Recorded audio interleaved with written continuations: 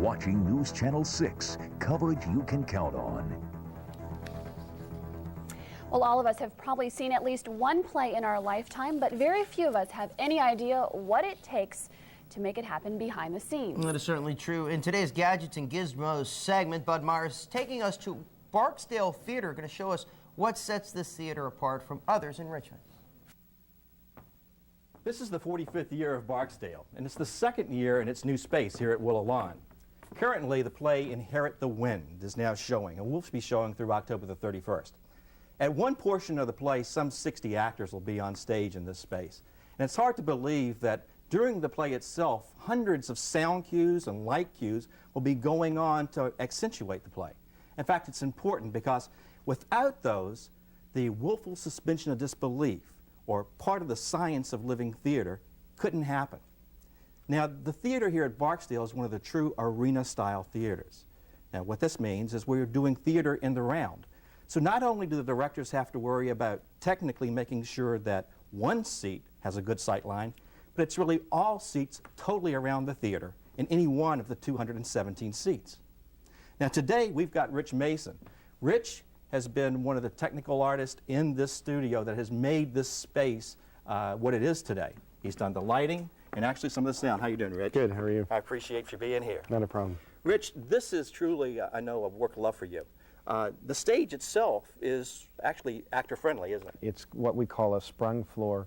It is a series of rubber pads that are between a expected to cement last floor at least an and hour this morning. 2x4 construction on the To floor, last at least so an that hour. as the dancers or performers actually walk across it, there's a little spring to it, Right, and it it really helps. feels that way. It aids in terms of their ankles and their knees, in Okay. terms of the physical demands that we put on them. Now, in lighting, you have to make sure that everyone is lit from any side, right? The unique thing about the space is that we have an audience member on 4 sides. Okay. In your traditional proscenium style theater where the audience is out in front, you only have to worry about lighting one side. Okay. In this space, we literally have, as an actor turns 360 degrees, we have to make sure that as that actor turns, that everybody can see their face. What we have are a series of floodlights above us that the designers actually focus in a particular area on stage to do a particular purpose, lighting, key lights, wash lights, things like that. Okay, so for instance, I'm one of the lawyers at the Scopes trial here. How many lights are going to hit me?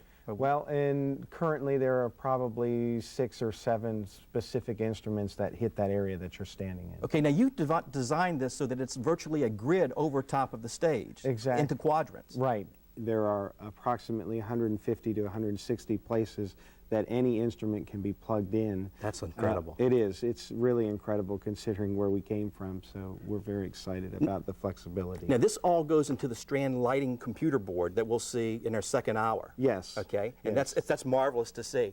But now we also have to worry about the audio and the reinforcement. Now when you're doing particularly a musical, you do have reinforcement on stage. Right. Typically in this space, because it's so intimate, no seat is farther than 4 rows away from the actors.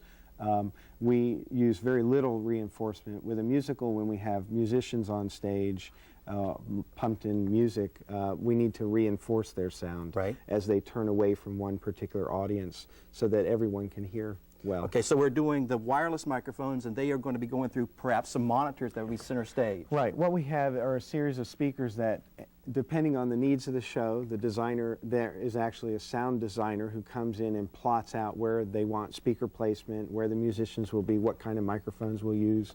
And there's a series of speakers that we use. We have a center cluster that we put up, which is the monitoring system for the actors and performers on stage, so that we pump the band music into that so that they can hear the keyboards, the drum, the horns, whatever we utilize in that production, and then and that's all that they hear from the center. And then the audience each has a speaker placed around in front of them, so they hear the mix. So that's the total sound and lighting here at the Barksdale Theater. Remember, it's Inherit the Wind.